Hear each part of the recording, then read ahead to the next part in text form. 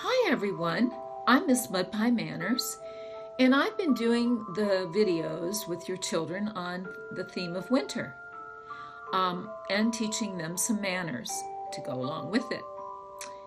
Now, today I'm going to be working with them on a science experiment, but I wanted to talk with you first because when ice or snow gets on the streets up north, it becomes a problem for traffic.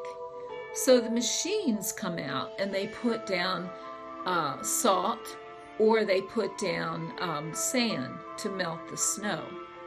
So we're going to do a science experiment with your child, and they will need 2 ice cubes, 2 bowls, salt, and something to time it with. We're also going to be learning a new manner, and we're also going to be learning a song about a snowman. So be sure to have their snowman puppets that they made. All right, I hope to see you soon.